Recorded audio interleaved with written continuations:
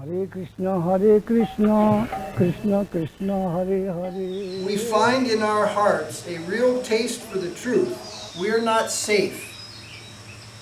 First, on the surface, spiritual life begins with Shraddha, faith, and underneath with Sukriti, a special merit. Next is Sadhu Sangha, or the company of the saints. Within that is our surrender to Guru. Then bhajan begins. So this process is being analytically described. First, we come with some faith. Some people say that faith is blind. But that may be tested. If we come to a proper agent, if we come to a proper association due to our faith, then the faith wasn't blind. It took us somewhere. It guided us somewhere. If we have faith, we may call it faith, Shraddha, but it takes us to some cheating place, to some false Sangha, where everyone is thinking, I am God, you are God, like that. Then that was some blind faith, because it did not take us to where, to the land of faith. It did not take us in any proper direction, so that was blind faith. So the slight difference between this blind faith, which may lead us to a cheating Sangha, a cheating Guru, and so forth. Just like the blind man may walk off a cliff while walking. He may wander and fall off a cliff and die. So blind faith may take us in any uncertain place. But if it is not blind faith, then it will take us to the proper association, proper agent. So the slight difference there is beneath the faith there is Sukriti, merit, unseen merit. We may call that fortune. We may have a good fortune, or we may have not a good fortune, or we may have a bad fortune. This Sukriti we will gather from many lifetimes. Sukriti means good work. By doing various types of good works, we will develop some Sukriti. Even feeding the poor, helping an aged person across the street, or doing any good work like that, digging a well, repairing a road, or something like that. That is also a type of Sukriti. That is very less, but nonetheless, that will also give fruit in that proper direction. But the better type of Sukriti is called agyata Sukriti. That even without our knowledge, we do something to help the devotees of the Supreme Lord. Or we do something in relation directly to the Supreme Lord. Say the Sankirtan van, the devotees. Sankirtan vehicle, preaching vehicle, has a flat tire on the road. So a good Samaritan stops to help and help the devotees change the tire. He may have that as his moral standard, and he sees anybody in distress on the highway, he stops and helps. So helping anybody, he gets some Sukriti. But when he stops to help the devotees, even he does not know they're devotees, but because they are fully engaged in the pursuit of Krishna consciousness, and he helps them, that Sukriti then is called agyata Sukriti. That is a special type of Sukriti, and it is in direct relation to divinity.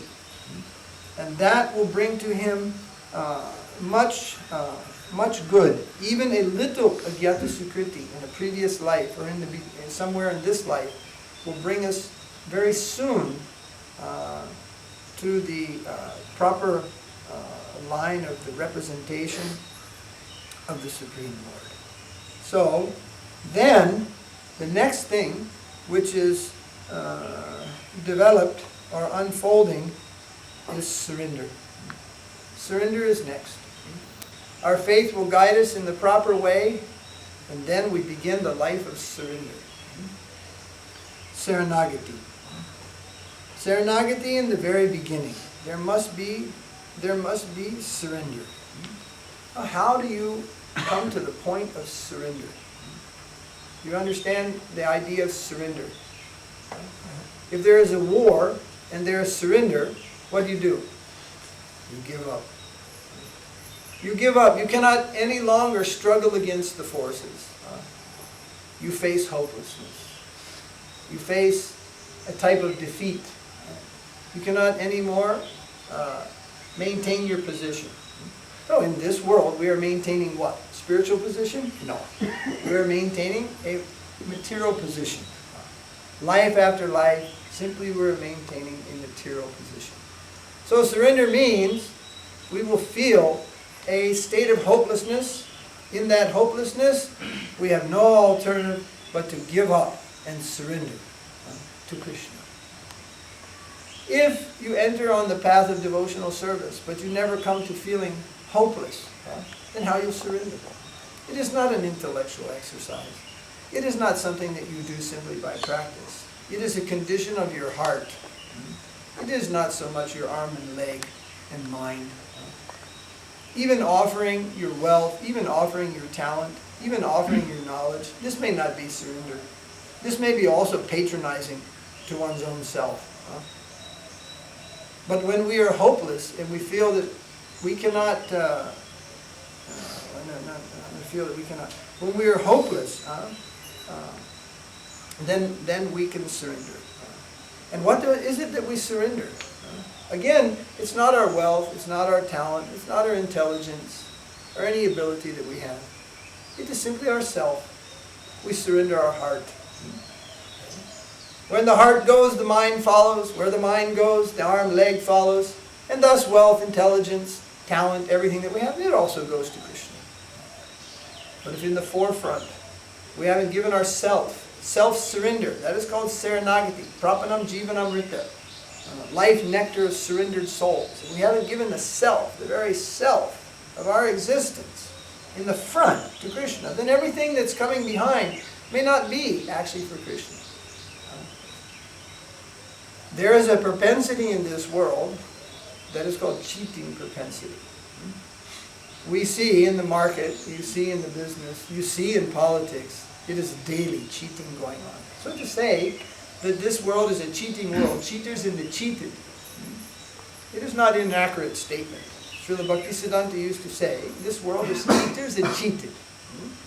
So generally when we hear that, we look about and we see all those cheaters. They are cheating us, you see. And that may be true. They may be trying to cheat us, you see. So we will try to take a measure of precaution. However, there is one cheater. He is most difficult to trace out. And that cheater is cheating us more than the collective energy of all others. Who is that?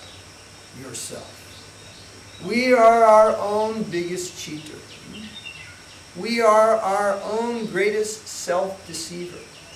We want the world to be honest and straightforward with us. But in the last issue, we are not honest and straightforward with ourselves. So, there is no question of one becoming surrendered unless one can recognize the self-deception within. Self-deception, cheating one's own self. Don't worry about how others are cheating you.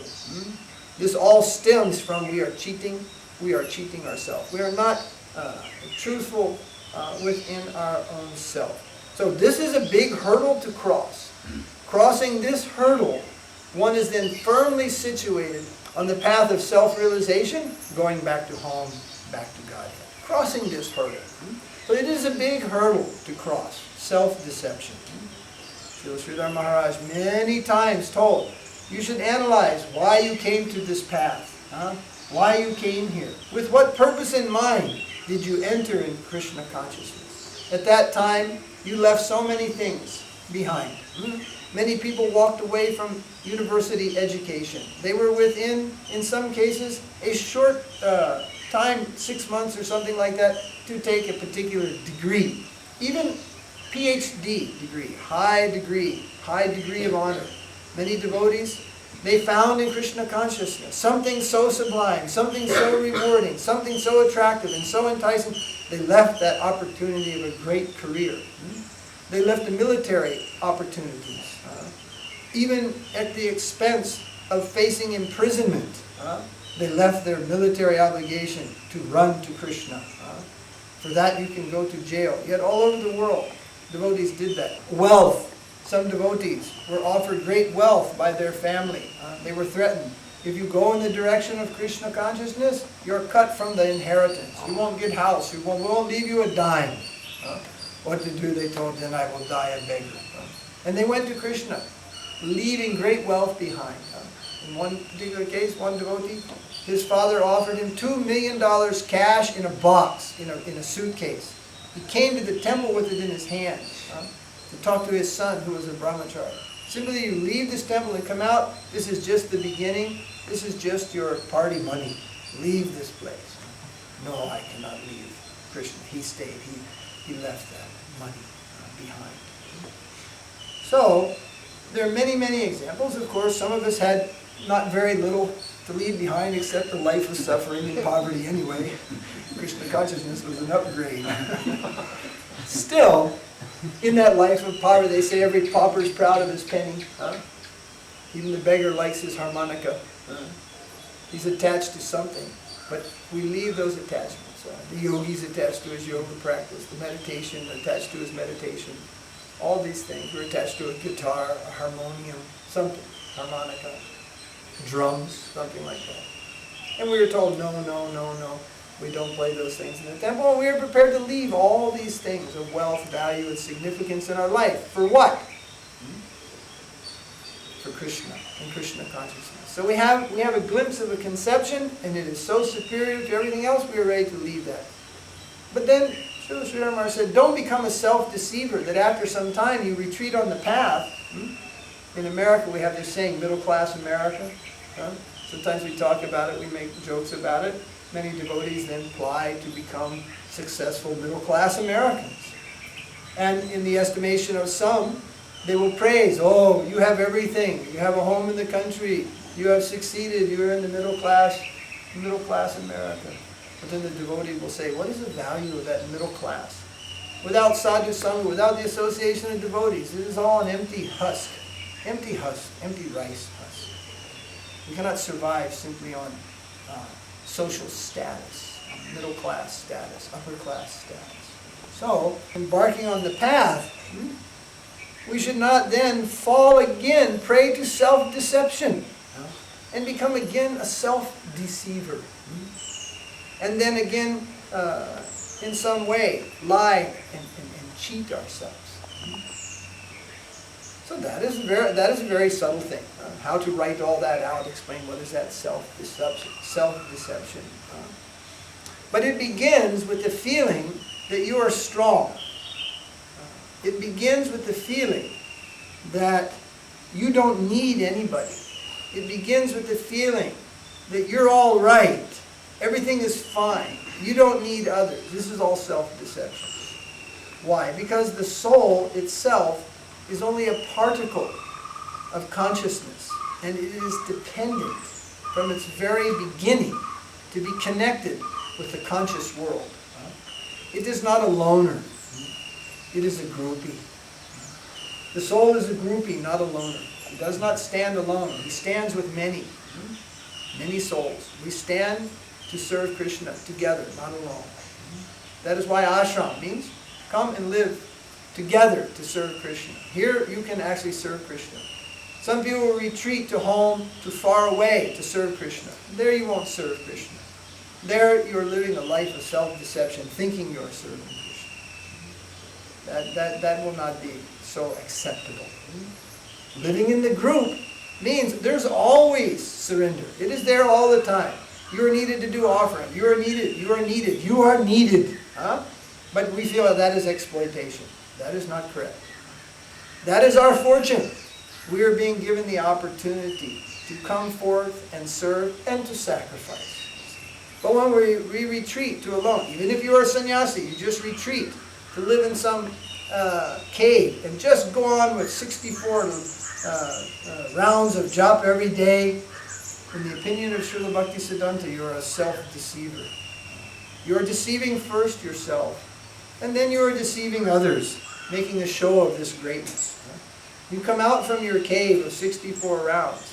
You come to the mutt life. You come to the ashram life. The active life of serving Krishna with many and spreading that good word to others, doing great benefit to others by spreading the holy name. Then you are avoiding this self-deception. So the whole ashram life is to help us over this massive hurdle of self-deception, which also means selfishness. We think that by accumulation for ourselves, we will be happy. But this is another self-imposed lie. You are not you are not happy by consumption. The living being is only happy by giving. He is not happy by consuming. That is his illusion. That is his maya. Krishna is the consumer. There is only one consumer. That is Krishna. All others are particles of consumption. They are to be eaten by Krishna. They are to be devoured by Krishna. They are to be utilized by Krishna. They are for his pleasure. You may think of the living being, the soul is just like a rasgula. It is to be eaten by Krishna. You will get good taste from that soul. But you are not for eating many other rasgulas. You are not for enjoying other living entities. That is called illusion. That is called maya. So, we have to recognize what we are. We are units of service. We are units of necessity. And in this world, we must feel hopelessness. Let us say we have, I gave this example the other day. We want to perform some service. We want to make a new palki. So we assess, well, what can we afford from our budget? So let's say we come up with, well, we could eke out 20,000 rupees within the next 2 or 3 months. So we order a new palki, nice design. Then it is all finished. Then someone will say, it's very nice. Everyone will say, it's very beautiful. Then someone will say, yes, Krishna's mercy. And mostly everyone will agree, Krishna's mercy. But then someone may think, actually, we calculated that completely within our means. What was our energy at hand, we calculated we can do that. You see? So at which point was it Krishna's mercy? You see, we throw this word around like flower petals in a Pushpanjali ceremony. Krishna's mercy, kripa. But at which point was it Krishna's mercy? Okay, everything is Krishna's mercy in the life of devotee, so it may be accepted. But let's say we decide to spend 1 lakh or better. Let's look at it this way. What if we decide to build a palki for $2 million on the top of a mountain in Bangalore? And we only have 400 rupees in our wallet at present. If we succeed in it, then we might say very heartily, oh, Krishna's mercy. Because, meaning, not that his mercy is measured by money, but the point is, we attempt to do something which is beyond our reach. We cannot do that. We are penny poorless. You're looking at an ashram with 6 dirt poor swamis, and a few householders around who aren't far behind. We're certainly not wealthy. Then, if we try to do something which is beyond our reach, then what is required to do that? Definitely Krishna's mercy is required to do that. Srila Prabhupada used to explain how his Guru Maharaj always kept them in poverty. And he said he would put us in debt to build 1 temple, and then we would go out to collect for that debt. And when collecting that money, he would take that money and spend it again and double the debt. In this way, he kept us always in debt and working very hard. But if we do always what is within our means, you see, then the tendency is to rely on ourselves. And therefore reaching that point of complete surrender to Krishna of what evades us. You see. We rely on our self-energy. We try to go beyond your energy. Let us say you're an artist, or say you're a musician. You can sing. Let's say you're talented in producing. A good example was a magazine. Srila Prabhupada told one devotee, old days, told Rai Ram, you start one magazine. It will be called Back to Godhead. This person practically never finished a high school education. He had absolutely no training in journalism and could barely read a newspaper. And Srila Prabhupada put him in the head of a magazine. Then that devotee said, "But Prabhupada, I don't know anything about publishing a magazine." And one college professor, I think he commented, barely that boy could read one. And now he's been in charge of managing one. Then Prabhupada told him, no, you simply do. Krishna will help you. So when you do to serve Krishna beyond your means, you can't do it because you don't have the means, the energy, the anything, but you try to do it, then the gap is filled by Krishna himself. Then we will know Krishna's energy, Krishna's mercy. But always, if we're doing within our means, then, of course, there's such a thing as over-endeavor also. Don't push yourself over the line, you see. So the idea is you don't do it in any case. You don't push yourself under the line, you don't push yourself over the line. You let it all come to you from some other agent of the Vaishnava world.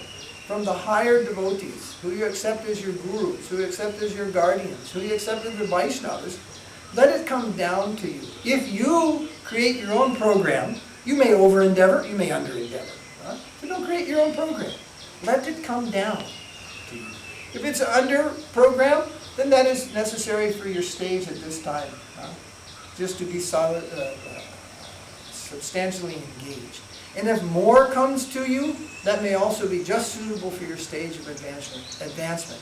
Now the opportunity to step over the big hurdle, come to the life of full surrender. Without the life of full surrender, we cannot go home back to God. The life of full surrender is necessary. Srila Sridhara Maharaj had a little, what you call it, a little cliche. Mind your own business, surrender. We only have one business in this world. Not painting business, not incense business, not management business, not video business. Only business is surrender.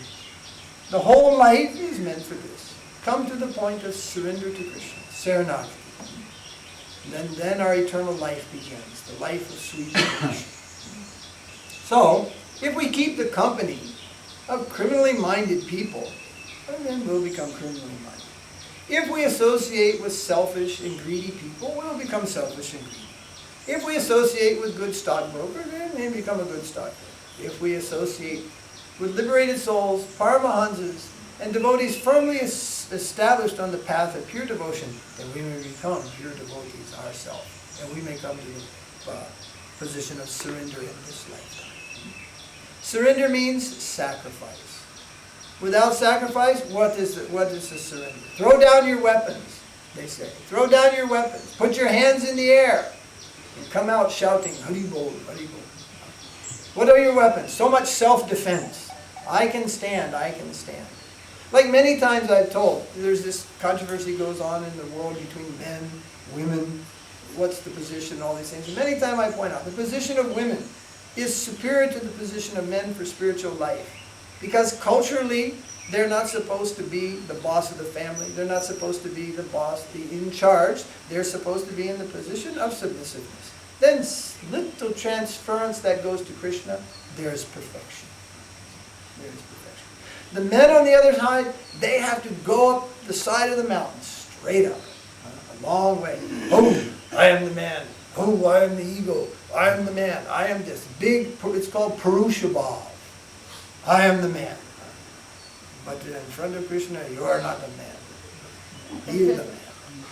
You are the servant only. So big ego is sitting in there. Big ego. But in the cultural position of the ladies, they don't have to worry for all these things. They're not supposed to have to worry. They're already given a position that's very close to spiritual life. So, in this world, there is only one achievement, surrender. There is not an achievement to become equal to men or men to become equal to women or back and forth. It becomes a very bewildered world out there, the material world. It gets so bewildered, people don't know whether they are men or they are women anymore. They get so bewildered. They don't even know what they are. So the solution is not to adjust anything of this world. The solution is to adjust ourselves always in relation to the eternal world. We used to say in the early days, long back when I first got acquainted with Krishna consciousness, we call those the KYC days. I belonged to an ashram a long time ago, just before we joined Prabhupada. And so we had this saying that we had a room, it was called the chanting room. So you would be in that room chanting japa. And there were pictures of Krishna on the wall, and you got to pick your favorite picture of Krishna and sit there and chant your japa. So it was understood that generally the meaning of the Maha Mantra was, "Oh my Lord, please engage me in your service." That was like the meaning, the mood. So then sometimes from the kitchen, the cook, that was usually me, I used to come to the chanting room and call for someone to come and help me in the kitchen for service. You see. So when calling them, then they would say, "No, I'm chanting japa." And they would go back to the chant. So we used to say, "We're praying, oh my Lord, please take me. Please engage me in your service. Make me yours. Take me. Take me. I'm yours. Take me." Then the messenger comes. "All right, prayer answered. Please come for some service." "I'm busy praying."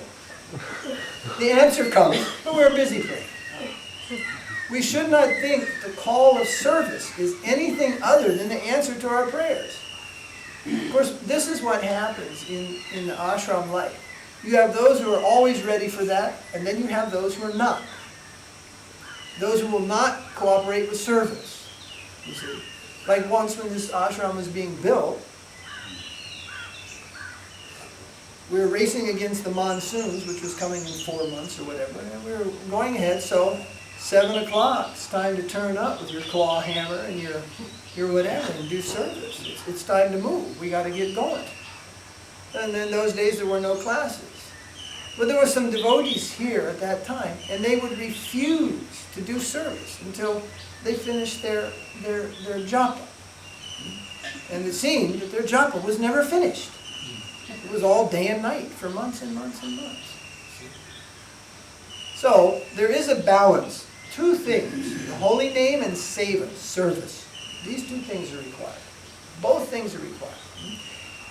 Actually, if we take an imbalance, then we will become unhealthy spiritually. We require a regulated amount of chanting of the holy name, and we require service also. Both things required. But sometimes there in the ashram life,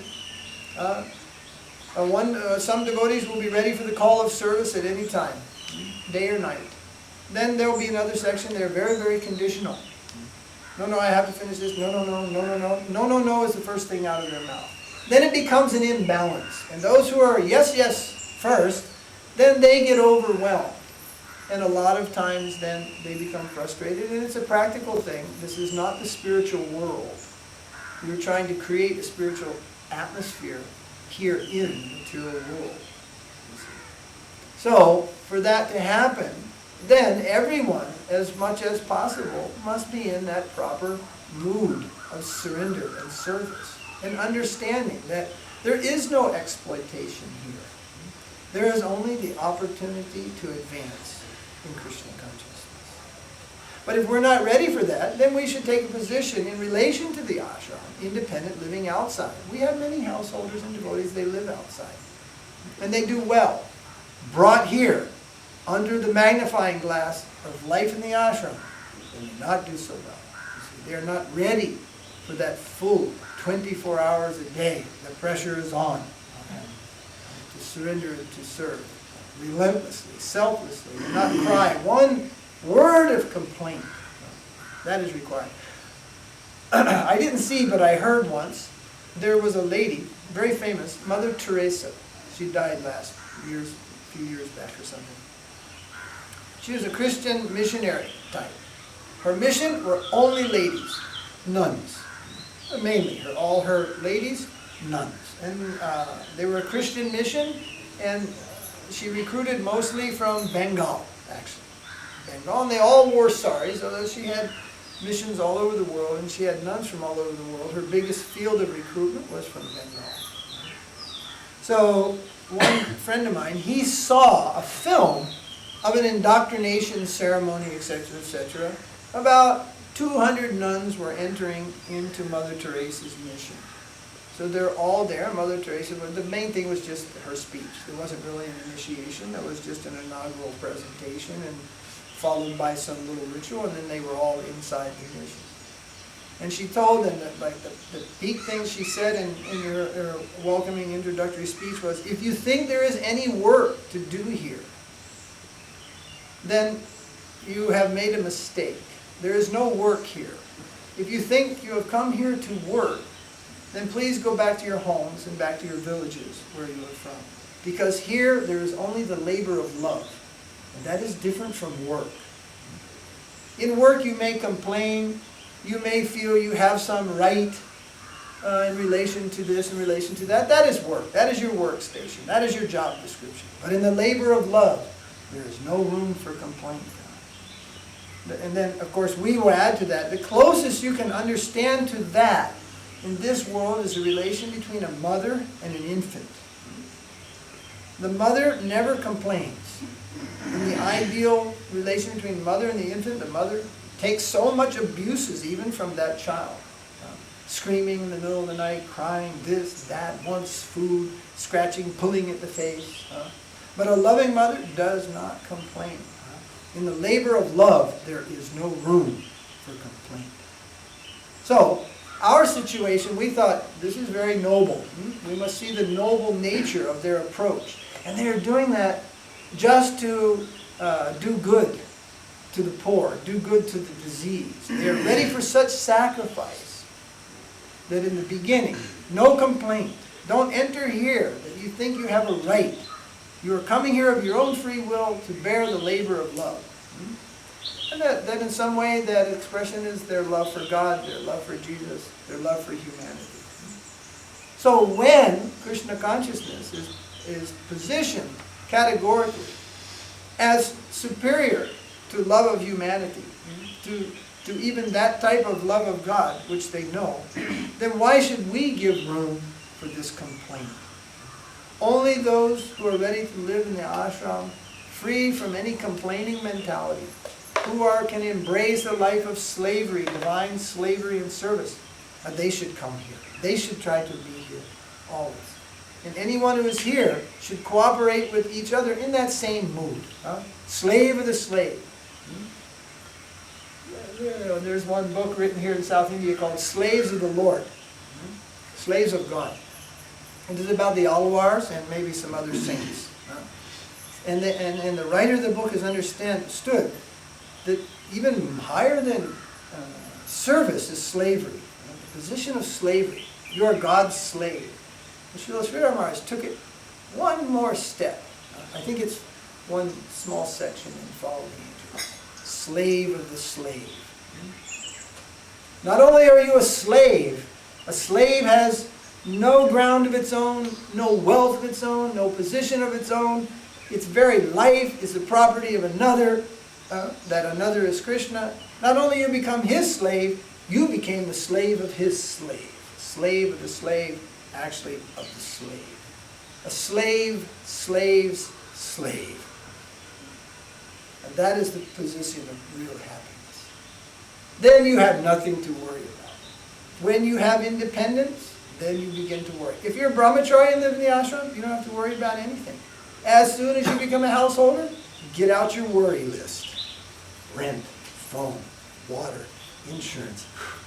When do I get to go to India? It just goes on and on. Many worries there. Why? Because householder life means some independence. And independence means you have to stand on your own. But there are two types of householder life. One is called Grihasta, the other is called Grihamedhi. Grihasta means you'll take all those worries and bend again towards the life of full surrender as far as possible. Utilizing everything and every member of the house, everything going to Krishna. All food offered to Krishna. All sound, music, all these things in relation to Krishna. Everything you will try to use in relation to Krishna. The other type of household life is called Grihamedhi. Basically, that is some type of sophisticated animal life, where we live together only for satisfying each other's senses. Gratification of the senses. That is called Grihamedhi. That is not accepted in spiritual life. Grihamedhi life is the material life, sense gratification life. But the Grihasta life means everything moving in the direction of service to Krishna. So, Varnashram is there. 4 stages of life. Brahmachari life. Worry-free, no worries. Simply do service. Always. Simple life and do service. Householder life, some independence, life becomes much more complicated. Still there must be service. Then Vanaprastha life. Vanaprastha life means retired life. Don't make the mistake. You mothered and you fathered, then you grandmothered and you grandfathered. That can be a mistake. You mothered and you fathered, and then you retire. You may keep an eye on the children and all that, but don't go on in that way. Simply attachment.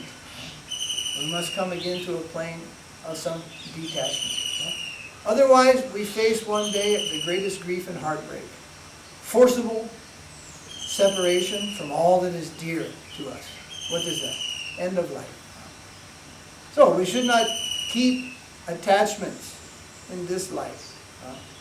Anything stronger than our attachment to Krishna. So, Vanaprastha life means retiring from worries and all these things of the household life, the complications of that, and focusing more on the service of Krishna, and peace and solitude type of living is there. And then there is sannyas ashram that is also sometimes given in Kali Yuga, although that is not actually mandatory. But these other 3 they are still mandatory. There is one injunction of Shastra, no sannyas in Kali Yuga. So it's not that every single Vaishnava and male Vaishnava will accept sannyas, but the other 3 remain. So Varnashram system, that is to move us forward on the path of self-realization. So that begins here, Ado Shraddha. First faith, then Sadhu Sangha. And in Sadhu Sangha, we will cultivate the mood of surrender. If we allow the mood to develop, where there's no surrender, all independent businesses going on, everything is independent, even the finances may be there, but the mood of surrender, then the new people that enter in, they will not become surrendered souls, they'll just become independent workers within the mission. In some missions, brahmacharis have bank accounts. They are independent collectors. They have their sankirtan. They have their bank account. All independent. Everybody has their own apartment. Everybody has their own independence. They only pay a rental fee. One godbrother who came here, he wanted to possibly build up a house here and pay some monthly fee and a fee and nice and do what he liked. But I told him, better to be in Vrindavan actually, where you can be independent and stay there. Because here, if you are independent, independence spoils the mood of surrender. This is a mission. You're trying to cultivate something. And we cannot just keep our independence. We are all in it for the duration. Not that we're ready, we have our little thing, and then we're ready to bail. As soon as the going gets tough, we're ready to jump and let the others sink and swim. No. The real mood is we are all in it for the duration. That should be the mood of coming to the ashram. Understand what I mean? In it for the duration. Not keeping something on the side. I have collected so much money in my lifetime, along with so many other godbrothers. And we do not keep anything on the side. Oh, it may fail. And therefore, I'll simply fly away. I have my little nest egg on the side. No. Everything to the center for the duration. No place to go. No alternative. No second plan. No return ticket. So, in the ashram, if we're moving towards that type of mood, then we'll see that a mood of happiness prevails. If independence is the mood which is cultivated, then there is constant conflict and clash. And it's the simple, I think it's geometry. You fix one point, and many circles can move around that one point. Some will perfectly overlap and harmonize in this way. Others will be a little less, a little more. But everything will move. But if you fix a second point and draw circles, then the circles, they begin to clash with each other. You see? So that one point, that one center, that is Krishna. The center of all existence is Krishna. In a word, it is Krishna, Govinda. Then the ashram, he must be the absolute center. And everything moving around the center, for the pleasure of the center. Sacrifice for the pleasure of the center. Then the mood of harmony, it prevails. Just like in a still pond, if you drop one stone, concentric, beautiful ripples, they just go out like that.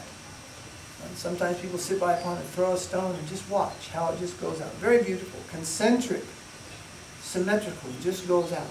Throw different stones and the ripples start bumping in each other, and all of a sudden you cannot see clearly in the water anymore. Too many contradictory interests, then the field of vision becomes confused. Our field of vision is we are going back to home, back to God. If we have conflicting interest, then the vision is confused, and those who come here initially, they will not also be inspired by that. The Lord in the heart will not inspire them. Rather, people who are self-deceivers, who want to maintain material interest in the name of spiritual life and all that types, they will be drawn to come here. You see, they're also being guided by the super soul. They want a confused plane of life. Okay, come on, join there. They're all confused. They're not working for me. They are all egocentric, iskocentric, society-centric. All other centers are there. You go there and you'll be happy there. This type of inspiration. You want to become the grand fool of all fools and the cheater of all cheaters, you go to that ashram, they will teach you you are God. Krishna tells you, go there. You become the grand fool and the big disciple of the big cheater. So everyone is moving under Krishna. He sees our condition better than we do. We can fool our friends. We can fool ourselves. We can never fool Krishna. That's sure. He is omniscient. He is all-knowing. We can even fool ourselves. We can never fool him. So, in sadhu sangha, of the real sadhus and saints, then, due to their association, we will get attraction for the life of surrender and the life of pure devotion. And we will feel that sacrifice is our greatest wealth. The greatest thing we possess is our ability to sacrifice. The ability to give and the ability to serve is the only thing here that there is to gain. Everything else is an illusion, a position. By and by, we'll have to designate positions in our mission in Bangalore. Somebody has to be in charge. There's got to be somebody in an office with a plaque on it. But at that time, the Maya will come, boom, I am president. I am president. Then there may be a committee. Oh, I am the head of the committee. All these types of things, they just get in the way of spiritual life. Therefore, up to this point, we don't have any. We only have one designated position. You know what that is? Finance minister. Jayadev is the only person with a title. Nobody else, I don't even have a title. Nobody has a title around here. Everybody else is living happily and all the headaches are on him, finance minister. But in time, then there has to be like directed persons. When you have a small group, you can just harmoniously understand who's in charge of the kitchen, who's in charge of buying, who's in charge of the artiques. You don't have to say head pujari, head cook. You don't have to designate. But when you get a lot of people, you have to designate. And there Maya rubs her hands. Institutionalization, my opportunity to enter. Designations. So maybe we'll create a system. There is a system. Sevite president. It's even Sevite Acharya. Sevites, I mean servant Acharya, the head, the guru of the mission, he's called a Sevite Acharya, Sevite president, Sevite secretary. It already developed actually in parts of Gaudiya Math in Bengal. Sevite president, Sevite Acharya. You got simply president, big position. Sevite, oh, he's only peon present. Postman present. So service first. But of course, even one can be proud. Oh, I am the service. I am the service. Pride is unrelenting. It tries to enter whenever possible. Oh, I am the humblest. Pride entering the humblest. I have no qualifications. Become very proud of that also. Pride. False ego, ahankara. But again, here in sadhu sangha, if it is of the right type, and especially those who are practicing that, we are called the sadhakas. Sadhakas, we're the practicers. It is necessary, the siddha. It is necessary as far as possible to keep a connection with the perfected souls, siddhas. Those who are showing us the higher stage of devotion. That's why we have always made it a practice to bring people to Prabhupada. They should see Prabhupada. They should know Prabhupada. Then after, we try to bring people to Srila Sridhara Maharaj. They should see the higher stage of devotion, what it is. What is the culmination? Why we took people to see Srila Puri Maharaj. All the devotees as far as possible. But then, the time will come, Krishna will say, now it is your turn. You must show also. What you have been given, you must also show. You must come to that. It is not just an ideal. We judge a person by the ideal, but not that we have the ideal of right behavior. Let's say, we have the ideal of honesty, but we remain thief. That is not accepted. You cannot tell the judge, I have the ideal of honesty, but actually I'm a thief. Well, that's nice, they punish you as a thief. A thief with a high ideal. High ideal is there. We judge a man by his ideal, but we expect it should be followed by action, proper action. That is also, otherwise we are hypocrites. So we cannot just point to others. We have to show the ideal of Vaishnavism in ourselves as far as possible also. This is also required. So that type of Sangha, we will make advancement, and those who join us, they will also make proper advancement. In devotion, in pure devotion. I have one friendly God brother, he always complains, why you're always telling pure devotion, pure devotion. Because there is a difference between ordinary devotion, mixed devotion, the shadow of devotion, and pure devotion. We may spend lifetimes together plodding in the shadow, plodding in the field of mixed devotion, and we will not succeed to the goal. But in one lifetime, if we embark on the path of pure devotion, then very easily in that lifetime we reach the goal of our eternal existence. And that is Krishna. We will reach to Krishna, back to home, back to Godhead, by pure devotion. Not by mixed devotion, not by ego devotion, not by calculated devotion or conditional devotion. Condition, I'll do this, but this is my terms. No terms. Simply sign. No terms. No terms, no complaint office, no voice, no word. But what happens? We accept that, actually, and we have voice, we have word. The disciple, he surrenders to Guru in that mood, then the Guru turns to him and says, what do you think? What's your opinion? He doesn't say you have no opinion, you have no thinking. But first come to the level. All that you've learned, everything you know, is useless here. You start from zero. You just come and surrender.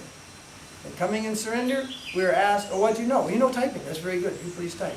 Oh, you know this. You know whatever you know. You please use that here for Krishna. But if we come, oh, I know this. It's like, yeah.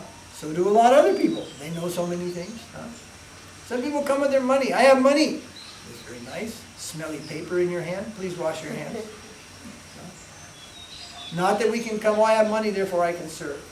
I have knowledge, anything. I have a degree, all these things. That may be nice. We may be able to use that. That's not the necessity of Krishna.